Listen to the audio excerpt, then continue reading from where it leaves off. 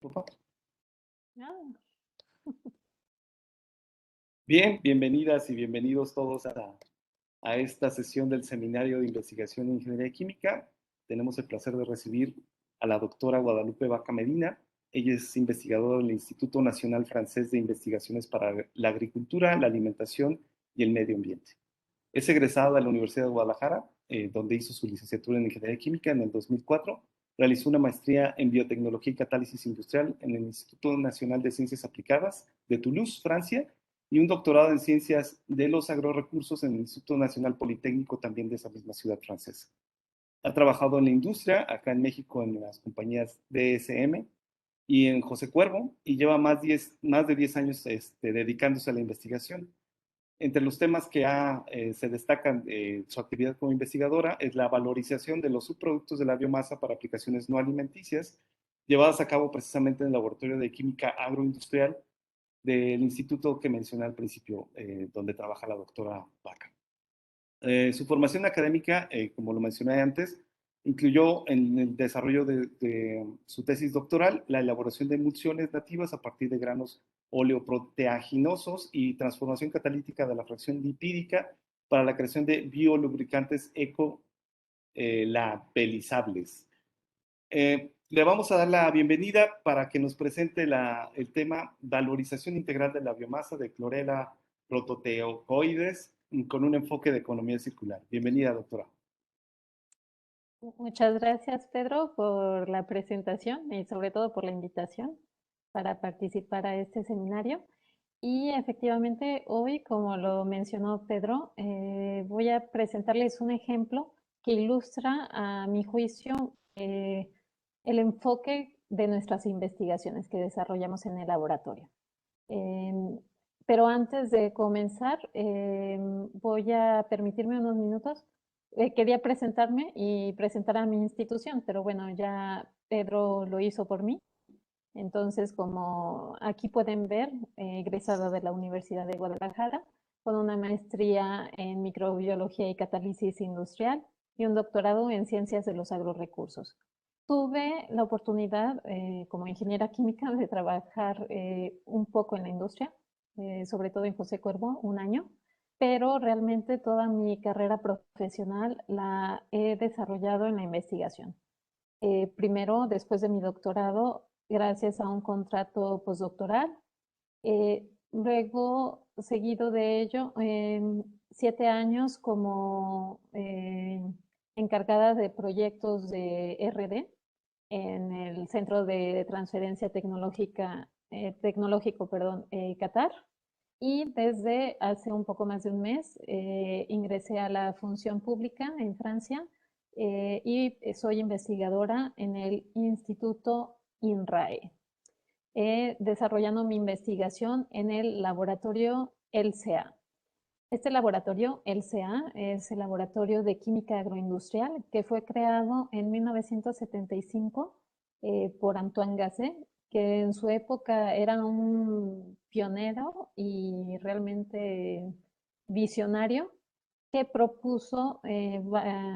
proponía eh, utilizar la biomasa en lugar del petróleo para crear productos para no alimenticios. Em, es un laboratorio público y con los años, como desarrolló una investigación muy aplicada, eh, creó un centro de transferencia tecnológica en 1991 llamado Qatar. Los dos se encuentran en el Instituto Nacional Politécnico en Toulouse y juntos trabajan en simbiosis, permitiendo cubrir casi todo los niveles de TRL. No sé si están muy familiarizados con ello, pero es un término que se utiliza mucho en Europa y en Estados Unidos, creo también, eh, de, de medir un poco la robusteza de una tecnología que se propone. Va del 1 al 9 y el 1 es así como el concepto y el 9 es la entrada al mercado, a la industria. Bueno, además de estar en el INP, los dos pertenecen al Instituto Carnot-Trois Descartes, que son institutos que creó la Agencia Nacional de Investigación en Francia, el ANR, con el fin de labelizar la excelencia científica en diferentes temáticas. Y la nuestra es en bioenergías, biomateriales y biomoléculas. Y como lo comentaba, aparte el LCA pertenece también al Instituto Nacional INRA. Este instituto es el Instituto Nacional de la Investigación por la Agricultura, la Alimentación y el Medio Ambiente. El INRA fue creado en 1946, después de la Segunda Guerra Mundial, con la finalidad de poder alimentar a Francia. En 2020, INRA se fusionó con IRSTEA, otro instituto que era más bien del medio ambiente, y juntos tienen una comunidad de 12,000 personas trabajando en 14 departamentos científicos. Y así se convirtió en el en el organismo de investigación número 1 a nivel mundial especializado en los campos de agricultura, alimentación y medio ambiente. Este instituto está diseminado en todo el territorio francés en varios centros, y en el que nosotros estamos es el de Toulouse. Como lo decía, estamos en el Instituto Nacional Politécnico de Toulouse, en la Escuela de Ingenieros Químicos.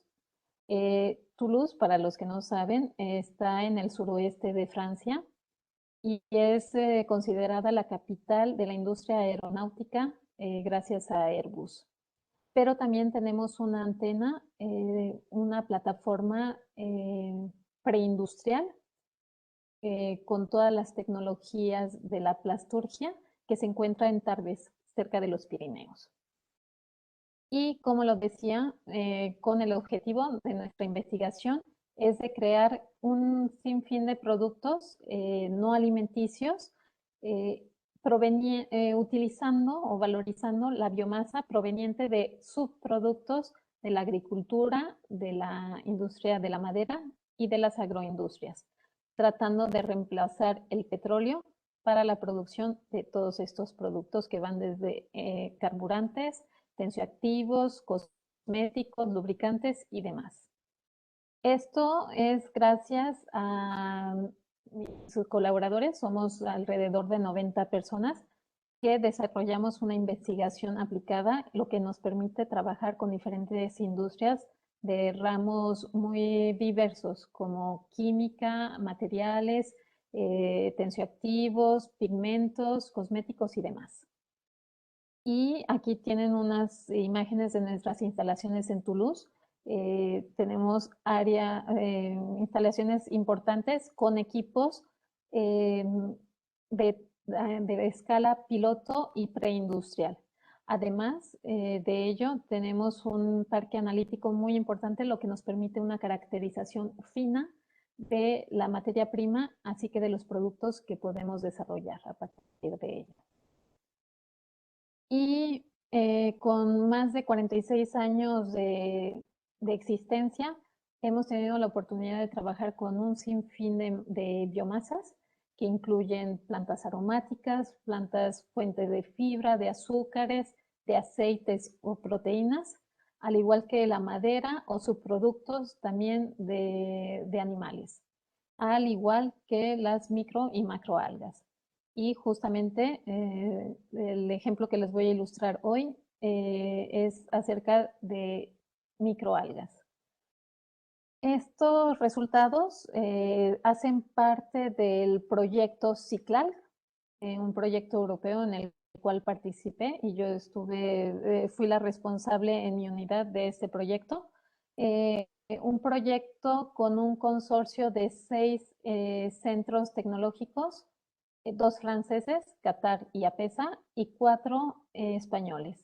Y esto fue financiado por Europa mediante un instrumento que se llama Interreg por TEFA, que son fondos para desarrollar la economía en ciertos territorios, sobre todo fronterizos.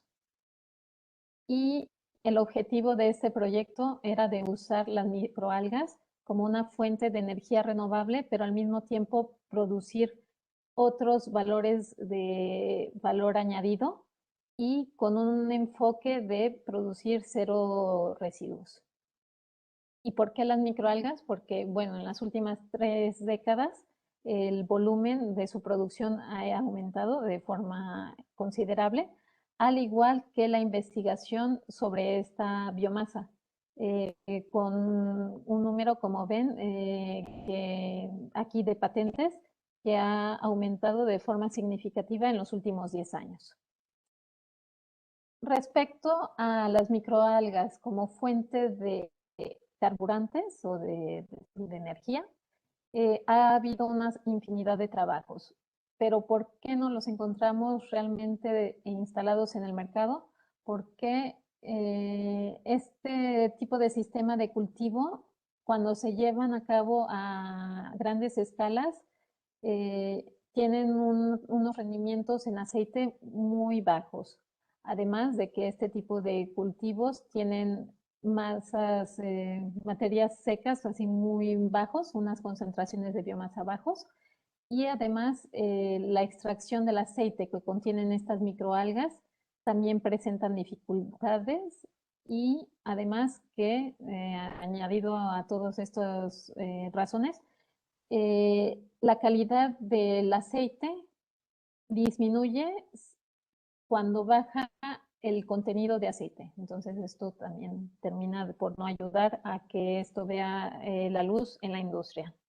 Es por ello que tratamos de trabajar con Chlorella prototecoides, una microalga que es capaz de producir más del 50% de su masa seca en aceite, pero no nomás es producir, no es nomás trabajar con una microalga que produzca mucho aceite, sino en un enfoque, como les decía, de economía circular, en el cual los residuos van a ser utilizados en el mismo proceso como nutrientes, pero en paralelo también producir otros productos de valor añadido de forma a que el proceso se vuelva más rentable.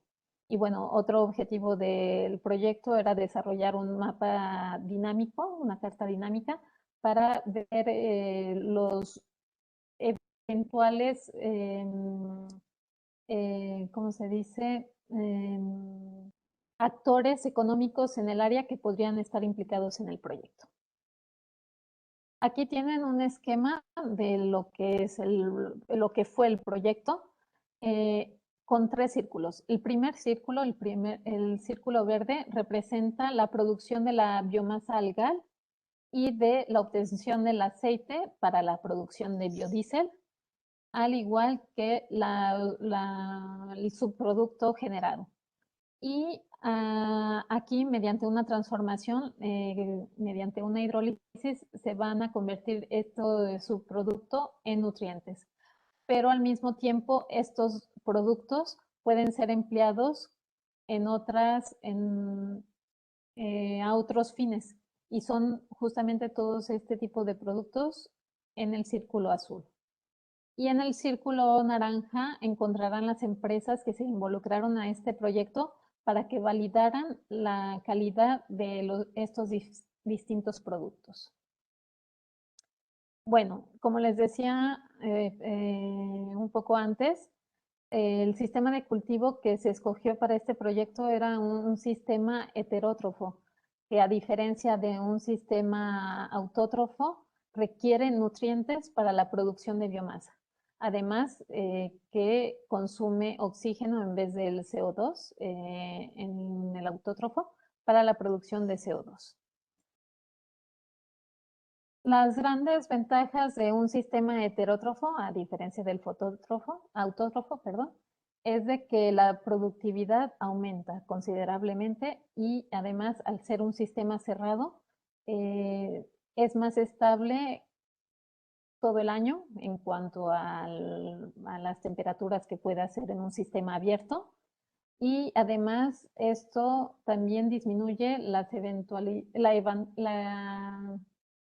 el hecho de que pueda haber contaminaciones, perdón. La gran desventaja de ello es de que requerimos nutrientes para la producción de biomasa. Entonces ahí entra una cuestión de que si es sostenible este tipo de proceso. Y es justamente lo que quisimos abordar durante este proyecto. Bueno, pero para comenzar todo esto, una parte importante de este trabajo fue la producción de la biomasa algal, que con la experiencia que hemos tenido en varios proyectos europeos o de otro tipo, cuando se trabaja con microalgas muy específicas, hemos tenido muchas veces dificultades de obtener biomasa significativa para hacer post-tratamientos. Es decir, de que todo funciona bien a la escala laboratorio, pero cuando se lleva a escalas más importantes, ahí empiezan las dificultades.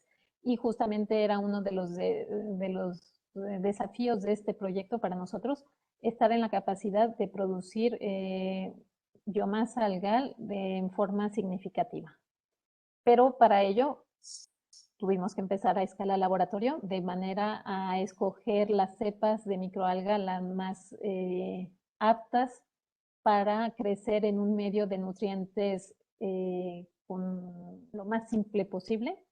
Luego pasamos a escalas piloto, digamos, de 5 litros, donde se ajustaron los parámetros de crecimiento y se siguió también la productividad. Y ya a una escala más importante, que llegamos hasta los 1000 litros de cultivo de microalgas para ver la reproductibilidad y de la forma de generar biomasa suficiente para las pruebas de biorefinado que teníamos que hacer sobre ello. A lo largo de todas estas etapas de escalado, tuvimos rendimientos de producción de aceite de alrededor 2.5 gramos por litro por día, lo que representa alrededor de, ay, perdón, no sé si lo puedo quitar, bueno, lo que representa alrededor de 25%, 25 veces más de lo que se obtiene con un cultivo autótrofo, lo que es significativamente superior. Bueno, una vez teniendo nuestra biomasa algal, lo que también se hace muchas veces en los trabajos de investigación cuando quieren producir biodiesel con microalgas, es que para extraer el aceite de estas microalgas, llevan a un secado para poder luego hacer una extracción orgánica. Lo que aquí propusimos es un proceso que se desarrolló en otro proyecto que participamos, en el GREEN, el cual es una extracción con la biomasa algal fresca, es decir, sin secar. Y este proceso conlleva una reacción de saponificación que permite transformar los aceites en jabones y además de estructurar las paredes celulares de los microorganismos. Y luego, gracias a una separación líquido-sólido, podemos obtener una materia sólida desgrasada y aquí hacemos una extracción orgánica de manera a extraer las moléculas apolares que no reaccionaron en la saponificación, lo que son los insaponificables. Una vez que hemos extraído esta fracción, se hace una hidrólisis ácida de manera a transformar los jabones de nuevo en ácidos grasos y extraerlos gracias a otra extracción orgánica y así obtener los ácidos grasos que son nuestro producto principal para la producción de biodiesel y obtenemos otros 3 subproductos, la masa desgrasada, la fracción de insaponificables y la fracción que se le denominó glicerol, aunque de glicerol tiene poco. Y bueno, como teníamos volúmenes importantes de biomasa a tratar, esto se pudo hacer gracias a una unidad que tenemos de 300 litros, que implica que es más muy versátil, digamos, que nos permite hacer extracciones, reacciones, destilaciones con un volumen de 300 litros. Entonces, ya teniendo la biomasa algal fresca con un 60% de humedad, se realizó la reacción de saponificación con etanol y potasa a una temperatura razonable, 60 grados centígrados, y luego la separación líquido-sólido, de manera a obtener la masa desgrasada y el extracto líquido que contiene los jabones y la materia insaponificable se llevó a una extracción líquido-líquido con un solvente orgánico que nos permitió recuperar los insaponificables. Y como les había dicho, luego de la fracción que queda se realiza una hidrólisis y otra extracción orgánica de manera a obtener los ácidos grasos y la fracción de glicerol. Los rendimientos de este proceso los rendimientos de este proceso nos lleva a obtener 40% de los lípidos, 40% de lípidos de la masa algal seca, lo que representa un 80% de eficiencia de nuestro proceso, sabiendo que teníamos 50%. Y tenemos 1% de fracción insaponificable, 32% de la masa desgrasada y 27% de la fracción glicerol, sabiendo que pareciera que es poco, 1%, pero sabiendo que está compuesta de moléculas a alto valor añadido, sí representa un interés. Una vez que ya tuvimos todos estos productos y realizamos la caracterización, primero del producto principal, que eran los ácidos grasos. Aquí, como pueden ver, el perfil no cambió entre la escala laboratorio y la escala piloto que tuvimos de las microalgas y del proceso de refinado. Y este perfil con una mayoría en ácidos grasos de palmítico, oleico y linoleico, tienen un perfil muy similar a lo que se encuentra en el aceite de colza o canola, como a veces se le conoce en México. Y que es muy interesante porque ese es el aceite, justamente el aceite de colza, el que se utiliza para la producción de biodiesel en Europa. Entonces, una vez tenido estos ácidos grasos, se produjo el biodiesel gracias a una esterificación con ácido sulfúrico y acetil clorhídrico, clorido, no sé cómo se dice en español, perdón, como catalizador. Y justo la empresa que estuvo a cargo de verificar la calidad del biodiesel lo analizó y pasó todas las pruebas y cumplió con todos los requerimientos para ser usado como biodiesel. Y de hecho, comentaron de que tenía un perfil muy, muy bueno para ser utilizado como biodiesel. Pero bueno, luego eso lo discutiremos. Ya los tres subproductos que se generaron también los caracterizamos y vemos que, por ejemplo, la biomasa desgrasada tiene un contenido importante en proteínas, en carbohidratos y en minerales, mientras que la fracción acuosa realmente, porque no tenía mucho glicerol, como les decía, es rica en minerales y proteínas solubles y algunos azúcares libres. Y la fracción de insaponificables está constituida de constituyentes como carotenoides, esteroles, sobre todo el ergosterol, que era el constituyente principal, algunos ácidos grasos, el tilester y el escualeno. Y bueno, ¿qué se hizo con estos productos? A la biomasa desgrasada se le vieron tres posibilidades, bueno, dos posibilidades. Usarla tal cual como para la alimentación animal, con la empresa Ovalin Innovación, que produce alimento para los pescados.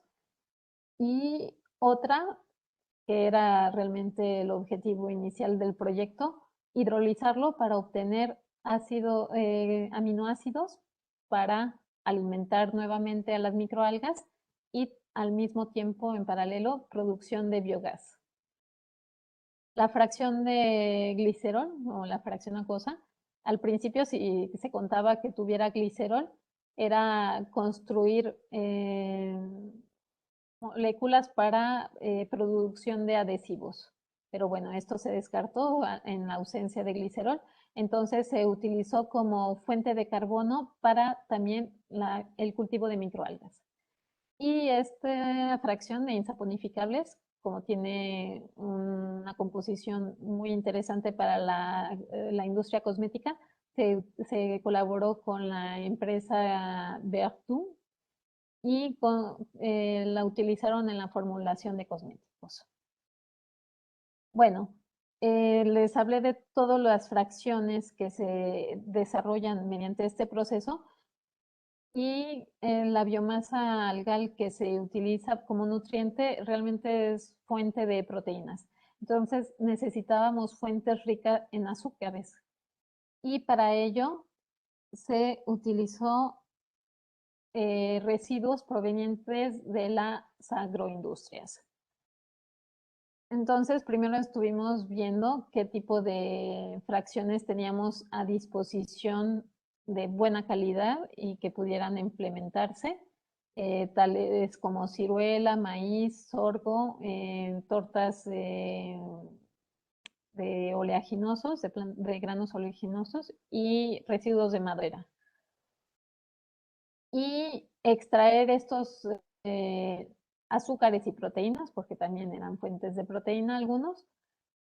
Esto era gracias a una tecnología que es muy utilizada en nuestro laboratorio, un proceso continuo que es un extrusor bitornillo que en función del perfil que tienen sus elementos en el tornillo, puede efectuar diferentes operaciones unitarias en la materia que se introduce, tales como la molienda o una extracción o una filtración, gracias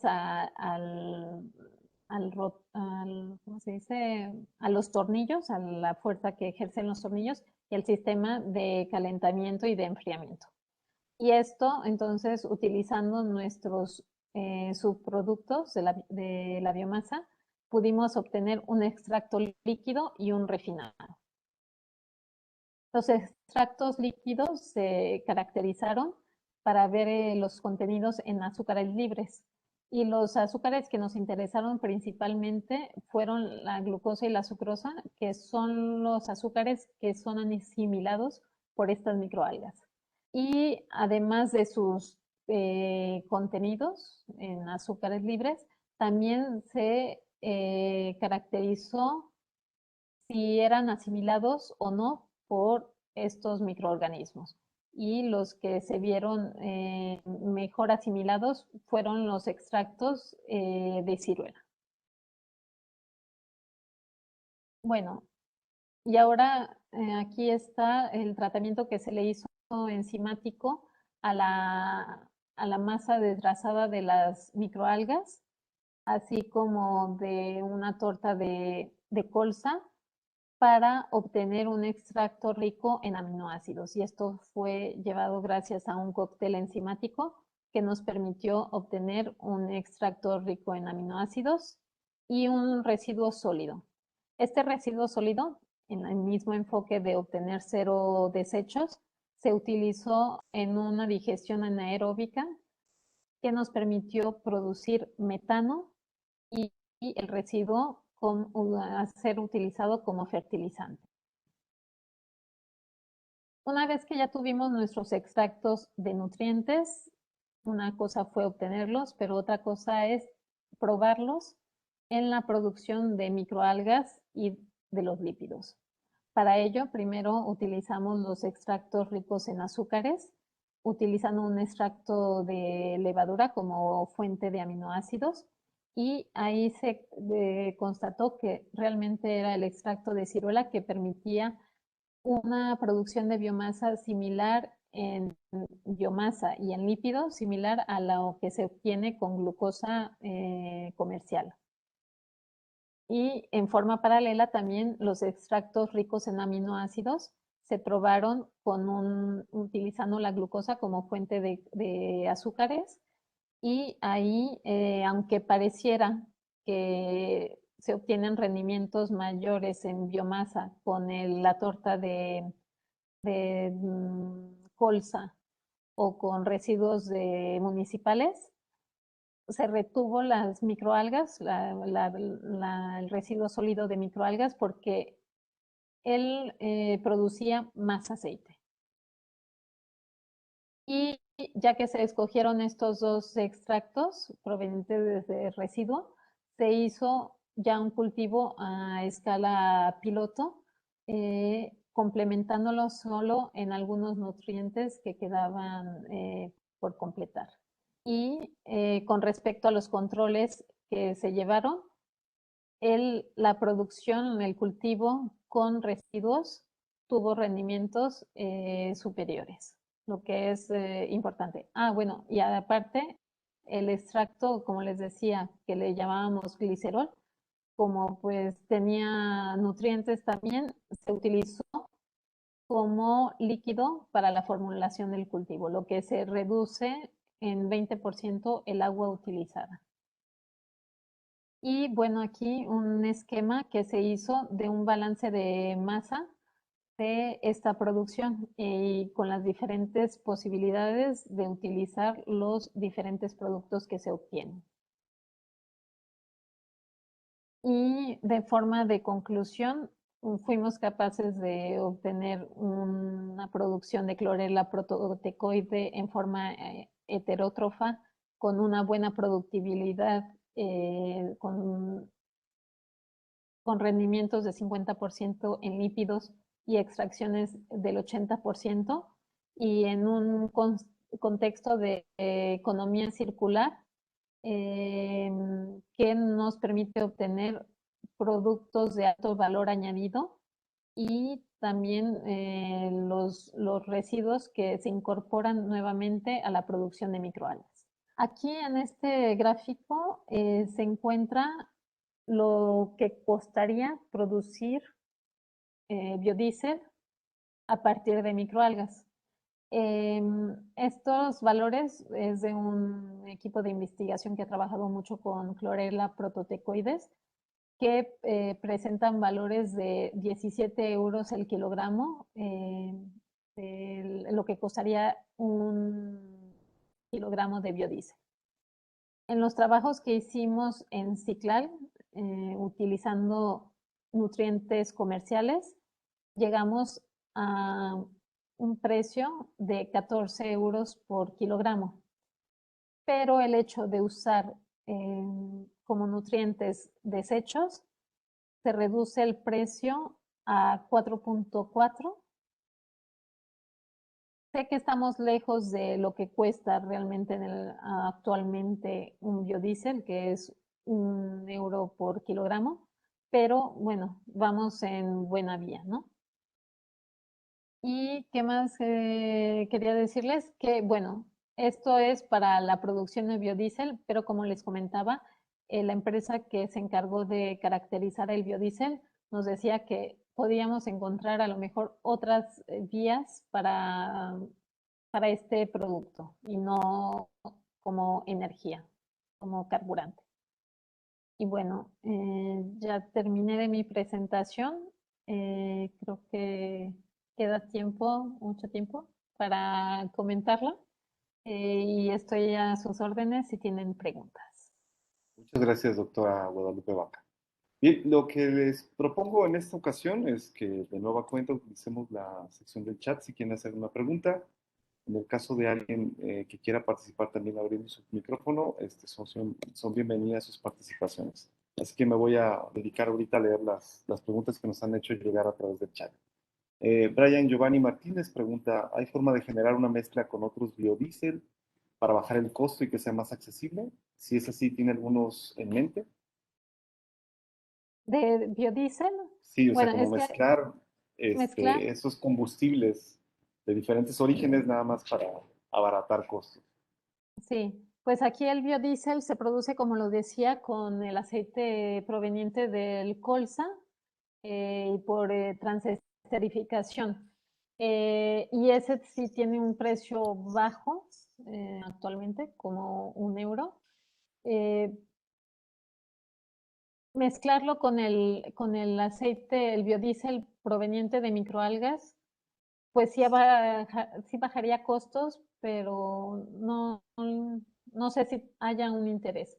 Sobre todo, bueno, algo que no comenté en el contexto de estos trabajos que se desarrollan con microalgas, es de que el biocarburante producido por microalgas lo venden como más productivo porque no requiere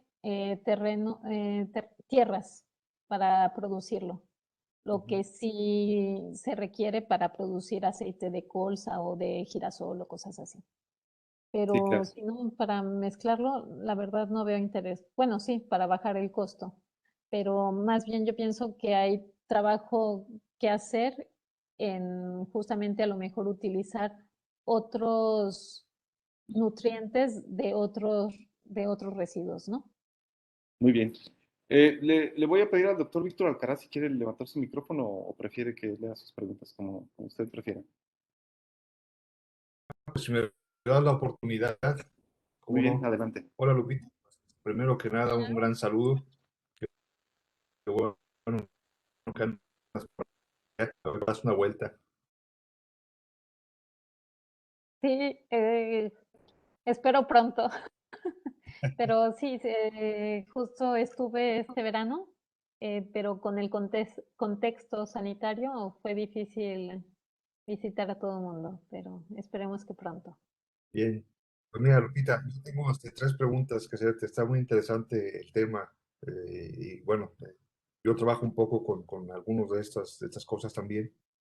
Y la primera pregunta que quisiera hacerte es, ¿qué tan factible sería utilizar efluentes agroindustriales directamente como fuente de carbono? Es decir, sin hidrolizar nada, directamente de la vinaza de vino tinto, por ejemplo, que allá pues hay mucha producción de ese tipo, utilizarla directamente como efluente para alimento a las microalgas. ¿Sería factible? Eh, eh, Aquí a veces son utilizadas las microalgas como para tratar efluentes, efectivamente, provenientes de industria. Se usan como bioremediación. Mm, Pero en este caso, que es para la producción de biodiesel, este tipo de microorganismos requieren azúcares. Entonces, por ejemplo, vinazas que no tienen sí. realmente azúcares, no tuviera interés. Pero sí, las microalgas son utilizadas en la bioremediación de efluentes en la industria, ¿no? Ok. Y bueno, mencionaste que se utilizan la masa desgrasada Ujú, para producir biogás. Y después mencionaste que era metano, de lo que se producía. ujú, Esto es en digestión anaerobia, seguramente. ujú. ¿Y qué tan factible sería utilizar esa masa desgrasada? No sé, tal vez mezclarlo un poco con agua para hacer algo de codigestión, pero para que sirviera de alimento a otros procesos como fermentación, incluso fermentación oscura, dar Ujú. o sea, de electrolíticas livianas para producir hidrógeno. De ese tema no conozco mucho de la producción de hidrógeno mediante ese tipo de proceso biológico, pero sí, o sea, nosotros lo usamos realmente como para la digestión anaerobia, pero no directamente.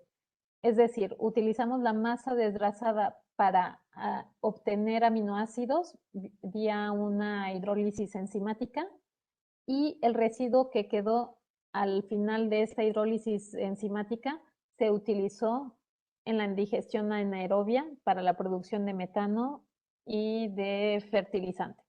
Pero efectivamente, con la composición de proteínas, que quedan un 10% que no pudimos extraer de lípidos y de azúcares, efectivamente pueden ser utilizados como materia prima para otros procesos biológicos. Ok. Y bueno, finalmente preguntarte si tienen colaboración con el INRA. Ah, es lo que decía un poco al principio, el INRA ya no existe tal cual, ahora Sí, es ahora es INRAE. INRAE, Sí. INRAE, ajá. Ajá. Y el Qatar realmente no pertenece a INRAE, pero el Laboratorio de Química Agroindustrial sí. Y sí, justamente, bueno, yo ahora, como les decía, hago parte del INRAE, yo ahora soy funcionaria INRAE y trabajo ahora actualmente en el Laboratorio de Química Agroindustrial. El rol del Qatar, del Centro de Transferencia Tecnológica, es realmente el apoyo de transferir esta tecnología o esta investigación a la industria. Entonces, ahí no tiene tanto interés INRAE en el papel, aunque la investigación como se lleva actualmente requiere ser más aplicada para poder obtener los financiamientos que da Europa y Francia y todo para hacer investigación. Ahora, actualmente lo que piden es de que sea rentable. Llegamos a un punto en que se busca una ciencia rentable, una investigación rentable. Y que, bueno, que es triste, porque, bueno, la investigación, como sabemos, no siempre es rentable, pero es útil porque lleva a otros descubrimientos, pero es un proceso lento, ¿no? Y con pocos aciertos y muchos errores. Sí, sí, sí, suele pasar. Ok. Bueno, te Sí, sí, sí. preguntaba eso Pero sí. porque también, digo que te preguntaba porque allá en el LBE, en Uh Narbón, -huh. hay gente que está trabajando también con algas y tenía curiosidad de saber si estaban colaborando. Y si te interesa, a lo mejor te puedo poner en contacto con ellos también Ah, para, gracias, sí. para la parte de modelado. Sí, si te interesa ese modelado, ellos están haciendo muchas cosas de esas. Ah, sí, sí. Justo el LBE en Narbonne, como nosotros, hacen parte del Instituto Carnot Trois Becar. Entonces es así como conozco a algunos, a los que trabajan ahí, ¿no? Diana García Bernet, Claro, sí. no sé Ujú. si hablas de ella, y Sí, efectivamente, claro. y sí es cierto, hay varios institutos en Francia que trabajan en las mismas temáticas que otros socios nuestros, pero muchas veces escogemos así los socios en proyectos para respetar ciertas normativas, ¿no? De los financiamientos, de los fondos que vamos a buscar, porque hay veces que se requieren socios en España, entonces tenemos que ir a buscar en España y aunque lo tengamos al lado, em, ¿cómo se dice? Las competencias, no sé si se diga así, perdón. Sí, sí, bueno, que haya alguien que sepa del tema, aunque esté al lado de nosotros, Ujú. no tenemos que ir a buscarlo en otro país, ¿no? Pero sí, sí, me Claro. gustaría, si hablas de otra persona que no sea Diana, me gustaría tener el dato, pero si es Diana, sí la conozco. Bueno, si no, luego te paso los Sí, otros nombres por ahí. sí, sí, sí. Pedro, yo creo que luego les comunicará mi correo electrónico si Sí, quieren contactar. O si no, está ok, en internet, creo, también. claro. Muchas gracias, Lupita. Felicidades y Gracias a saludos. ti. Saludos. Gracias. Bien, yo tengo un par de preguntas relacionadas con justo este proceso de irse primero a la escala laboratorio, luego a la planta piloto, pero ya en la planta piloto están manejando volúmenes muy grandes. ¿Qué tan Ujú. complicado es sacar datos de esas plantas pilotos que se ve que son instalaciones de 2 niveles, donde es muy, digamos, complicado eso, repetir procesos que tengan datos confiables para después ofrecérselos a la industria, ¿no? Porque ustedes tienen que llegar con ese conocimiento, ¿no? El que realmente va a hacer que las cosas funcionen a escala industrial, como lo mencionaste Sí, en un principio. ¿Cuánto sí. duran esos procesos, por ejemplo, no? Y es En muy tiempo. difícil, Ujú. en tiempo. Uf, pues yo creo que los 46 años de existencia de laboratorio. Y aún así no Pero somos tan de este robustos. proyecto en específico, Ah, cuánto tiempo les llevó tener ese... el Ujú. escalado nos llevó 2 años del proyecto. O Con sea, esa escala de 300 litros o algo así, ¿no? sí, sí, sí, sí. Bueno, realmente el escalado a 300 litros lo hicimos en 6 meses. Y sí, fue paulatinamente, ¿no?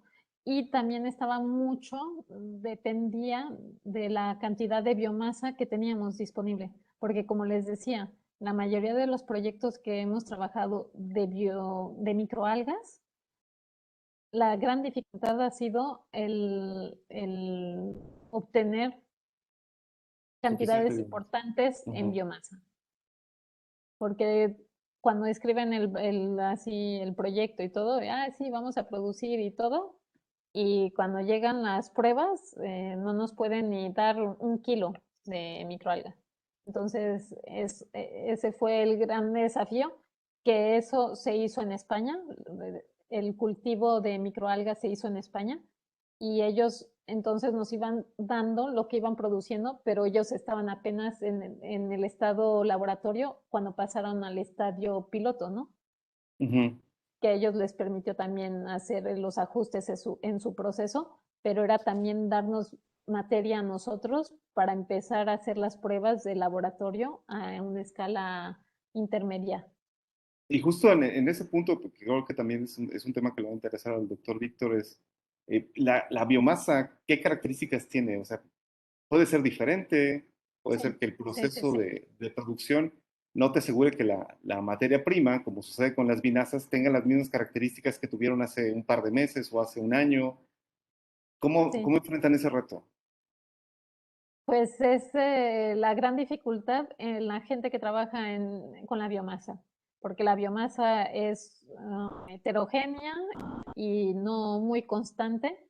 Entonces, em, es tratar de construir, sí, procesos que puedan un poco normalizar lo que vas a entrar. Entonces es también, por ejemplo, todos los ajustes del proceso, porque efectivamente, como lo decías, los cultivos que hicieron ellos no siempre llegaron a los mismos rendimientos, como les mostré, estaban entre 2 y 3 gramos por litro por día, pero nosotros para seguir el fraccionamiento teníamos que ajustarnos y ponernos en condiciones que para nosotros fuera repetitivo luego las operaciones unitarias que seguían en el refinado, ¿no? Ujú. Entonces sí, es muchas veces los balances que se hacen de masa o de todo es teniendo mucho en cuenta en vez de decir, ay, meto 1 kilo de microalgas, haces todo tu balance en función más bien de los lípidos que tienes dentro, ¿no? Que va a ser tu producto principal y todo hacer ajustes en función de los lípidos o cosas así, ¿no? No sé si es lo que me preguntas o Entonces, estoy hablando. si cambia la materia prima, tendrías que hacer primero ese análisis, ¿no? Ajuste. O sea, de Sí, sí, sí, primero, sí, ¿qué es sí, lo sí, que sí, estoy sí. recibiendo? Y en función de eso, hacer un Sí, ajuste en cómo funciona el proceso ya sí, sí, sí, sí, de sí, escala piloto, ¿no? Eso sí, también enfrentaría a una situación a un reto muy importante a la industria, porque la industria está acostumbrada bueno, este es, por ejemplo, traslademos las cosas a lo que se conoce desde hace mucho tiempo, ¿no? La industria del petróleo, pues si es un yacimiento, ya tienen bien caracterizado la materia prima y es ponerlo a funcionar. Es ahí que supongo que tienen tantos márgenes de ganancia.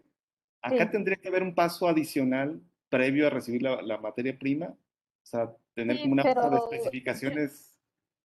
sí, pero yo creo que un ejemplo de que se puede hacer y que se hace es la industria agroalimenticia, porque en ella se utiliza la biomasa, ¿no? De forma, bueno, esperemos. Si no le ponen los Que aditivos que se necesiten, no hay problema, ¿no? no, pero que justamente todo el ajuste, o sea, yo con mi experiencia en José Cuervo, haces el análisis de lo que vas a recibir para saber cómo lo vas a ajustar y cómo lo vas a tratar, ¿no? No, no es como tú dices, como la industria petrolera, que el cracking y todo eso, o que ya saben que obtienen, que compran un polímero, efectivamente un polipropileno y eso, y que saben que su proceso de transformación no lo mueven. Sí, es como más O sea, estable todo sí, ese asunto, sí ¿no? tienes mucha razón, o sea, de que implica, y ese es el gran desafío para nosotros, y tanto como centro tecnológico que justamente hacemos la transferencia con la industria, de hacerles entender eso, o sea, de que se el proceso se tiene que adaptar a la biomasa Ujú. y que es Muy bien, difícil. ¿no? Sí, me imagino que sí lo es. Durante la presentación creo que alguien levantó la mano, no sé si fue por error. Sandra, ¿tienes alguna pregunta para la doctora Guadalupe Vaca? Y si no es así, este, Pero sí, te escuchamos. yo quiero hacer una pregunta. Muy bien, adelante, por favor. Saludos a mi hija. Este, en la presentación que hiciste, Lupita, eh, el origen del departamento o del instituto o del grupo era cómo alimentar a Francia. Sí, Y no se está contradiciendo un poco la cuestión de querer utilizar cuestiones agrícolas para, para generar otro tipo de productos cuando se debiera de utilizar todavía las tierras para alimentar, porque no creo que esté ya satisfecho la alimentación para Francia tal vez, pero para el mundo. O sea, o hay dentro del grupo ese, todavía conservan cómo alimentar, cómo generar alimentos. O sea, para mí me pareció nada más una contradicción. sí, Tierras para generar biodiesel en lugar de generar alimentos más normalitos para el humano. Porque ahorita lo utilizan, pero pues con modificaciones de bioingeniería o genética o bla, bla, bla, no sé. Nada más es una observación. Gracias y saludos a todos los que están presentes. muchas gracias, Sopa. Sí, es cierto que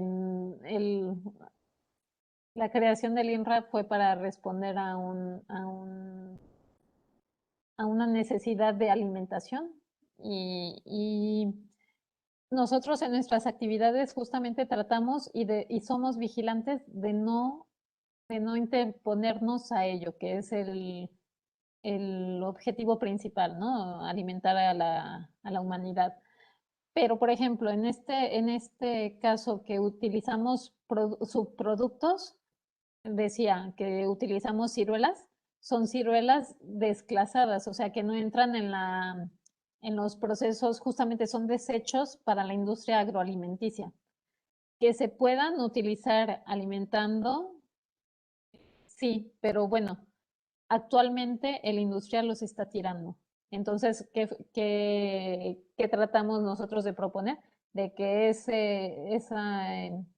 esas ciruelas que él las está tirando en sus tierras, recuperarlas y producir energía con ellos o otro producto, ¿no? En, en los biodiesel bueno, todo lo que es de las tierras agrícolas en Francia está muy regulado. Y sí, o sea, tienen muy estipulado el porcentaje que se le puede dar a agriculturas que no van a ir para la alimentación. Entonces, sí, sí tratan de ser vigilantes de ello y en forma general también en Europa. Pero sí representa un problema por ejemplo, como se ve en Brasil, ¿no? De que destruyen todo un ecosistema, el pulmón más grande del planeta, para producir un monocultivo, ¿no? También en otros lados, ¿no? Hay otros ejemplos de ello. Pero sí, o sea, sí, y en nuestro discurso tratamos de que justamente, y no nomás en nuestro discurso, cuando tenemos la posibilidad de escoger, vamos a escoger realmente productos que no van a ser utilizados para nada o que no son fuentes de nutrientes. Pero que si vamos a, necesitamos, por ejemplo, las microalgas para que puedan crecer, requieren de nutrientes que provengan de, de desechos de las agroindustrias. Bien, muchas gracias a la pregunta del doctor José Antonio Vaca García. Gracias por estar conectado acá, Toño. Saludos. Creo que en ese mismo sentido, es importante también reconocer cómo hay cosechas, por ejemplo, de muchos frutos donde de inmediato, ¿no? Simplemente al cortar el fruto, el 50% de la cosecha se tiene que tirar porque ya no es útil para el mercado. Es decir, nadie va a comprar una fruta que ya está demasiado madura. Ya no va a llegar podrida al sitio donde se pueda comercializar. Y es ahí donde yo creo que están poniendo atención también ustedes, Sí, ¿no? sí, Porque sí, sí, sí. es por cosecha, o sea, sucede. 50% de esto se tira. Y ahí Sí. es donde entra la caracterización esta. ¿Cuál es tu opinión acerca de los transgénicos? ¿Qué ventajas le darían a este tipo de procesos a los que tú estás trabajando? ¿Se meterían desde ahí para mejorar el proceso de producción, por ejemplo, de biodiesel? El, los, la selección genética que se desarrolla en, en Europa normalmente no toca lo que va a ser para fin alimenticio. Y aún así, otras actividades también no aceptan lo que le llaman los OMG, ¿no? Los que han tenido modificación genética. Pero lo que sí incita mucho y en lo que trabaja mucho INRA, sobre todo para la alimentación, porque uno de sus, y fue creado, como lo dije, por ello, para la alimentación, es la selección varietal, pero con cruces y haciendo una selección así como lo hacían hace años, y bueno, con técnicas más avanzadas, pero no hacen una modificación genética por biología molecular, ¿no? Es más bien la selección y que hacen cruces, sí, de variedades y eso, pero todo de forma natural. Que hay estudios, sí, que se hacen modificaciones genéticas. Sí, sí, por ejemplo, hay muchos trabajos aquí en Toulouse en ello para modificar y producir enzimas.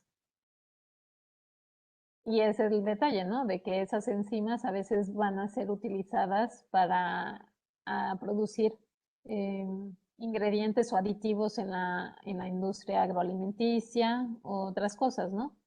Entonces sí es un debate que anima mucho pues la comunidad científica y sobre todo a nivel INRAE. Sí. Mi posición general, mi posición personal, perdón, yo pienso que sí hay un avance científico y que cuando no toca lo que es alimenticio, se debe de aprovechar, ¿no? Por ejemplo, si va a ser una modificación genética para producir biocombustibles, pues ¿por qué no? Si de todas formas no va a haber un impacto en la ingestión en el humano o en los animales, ¿no? Porque ahí, ¿por qué no utilizarla? Pero bueno, pienso que todavía nos faltan algunos años, décadas, de ver realmente los efectos de esas modificaciones. Muy bien, muchas gracias. Pues con esto vamos a finalizar la sesión de preguntas de esta interesante conferencia, agradeciendo a la doctora que tuviera la disposición para utilizar la noche de viernes, como estábamos comentando, ¿no? Antes de iniciar la transmisión, para hablar con nosotros y estar, mantener pues el contacto con su alma mater, ahora desde la posición de investigadora. Le agradecemos mucho y esperemos que pronto también salgan opciones para desarrollar proyectos similares utilizando especies nativas de México que tengan posibilidades para utilizarse de forma diferente, ¿no? Bueno, respetando este asunto de primero hay que comer que ser cristianos, pues supongo, Sí. no poner en entredicho también el que la gente se quede con hambre para desarrollar materiales nuevos, por ejemplo. Y le agradecemos mucho su tiempo y su disposición. Que estén muy bien. Sí. Muchas gracias y espero de veras que tengamos la oportunidad de colaborar. Ahora que tengo un poco más de libertad de escoger en qué temáticas trabajar, esperemos que podamos encontrar proyectos de colaboración y empezar una colaboración con ustedes. Muy bien, muchas gracias. Seguramente sí será. Vamos Muchas a gracias a finalizar todos. sí, vamos a finalizar hoy la transmisión y la grabación.